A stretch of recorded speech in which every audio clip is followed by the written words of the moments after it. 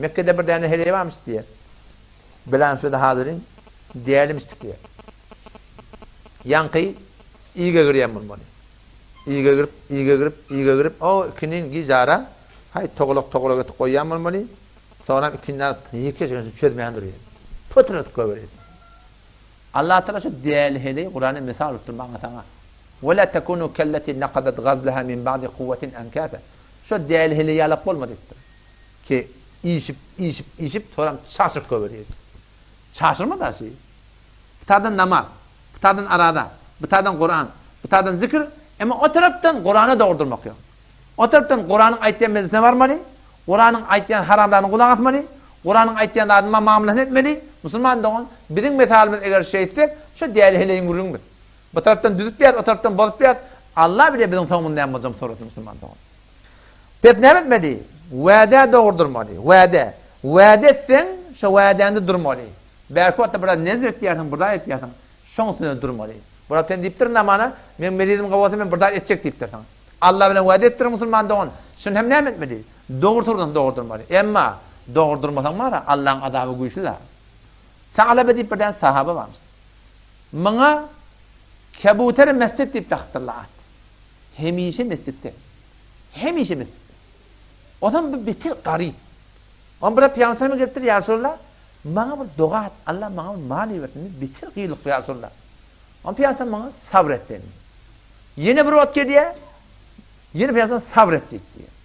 Yine bir taraf, iki taraf, üç taraf, ahir piyansayım bana dua et dedi.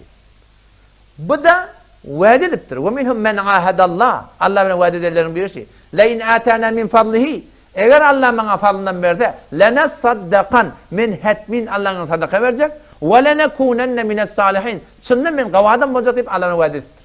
Ya Allah sen bana ver, benim verecek. Allah Teala bana bir bahane bilir. Allah verecek olsa bahanasını tapıyor. Bir azıcık pulcağa, bana koyuncuğa niye? Köpelmeyen duruyor. Allah bereket verse hiç kim onu geçirir. Köpelmeyene duruyor. Koyun ini Medine yuvaş hava. Ondan berdi. 5 saat namaz oldu 4 vakit. 4 vakit, 3 vakit, 2 vakit, 1 vakit. Ahirinde koyun Medine'ye tıkana. Hek talebe garip var. Koyun Medine'ye tıkana. Ne etmedi? Medine'den çıktı diye kul. Fakat zıma geliyor dedi. Allah'ın imtihanı var da. Şu maliye ki Allah veriptir, Huda bin eden vaden ama gel ne oldu? Zekat farz oldu diye. İslam'da da zekatı Peygamber Adem'i veriyor. Halife Müslüman Adem'i vermeli, barı almalı. Barktırla, şöyle yatalım ne mi? Zekat farz oldu. Burnu koyunu tuttu. O ne mi falan böyle şöyle. Bahane tap iyi vermiyor. Zekatın yani zekat alıyordum da bileyim. O zaman sahabeler örtük geliyor. Peygamber gelmeyken ya Resulallah şeyde oldu. Vay hak ya talebe diyor. Vay senin halına. İlyanın ayetin. Şöyle adamın hakkında. O adamdan ağlak kişi oldu gelir.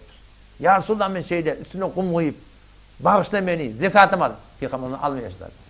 Allah'ın kahrı adamı güçlü. Tutsa var ya, nazur tutuyor. Sen ben bak günah ederim, tövbe ederim, Allah bağışlamadı, gururun sonuna var. O zaman Peygamberimiz ki almıyor, o düzde geçti yani. Koyun bile. Hölp var ya, ne midat var o? Hemen eper gittir daha sonra. Bir de eper gidecek. Gel, Peygamberimiz dünyadan gitti. Sıddık'ın vaktinde geldi diye.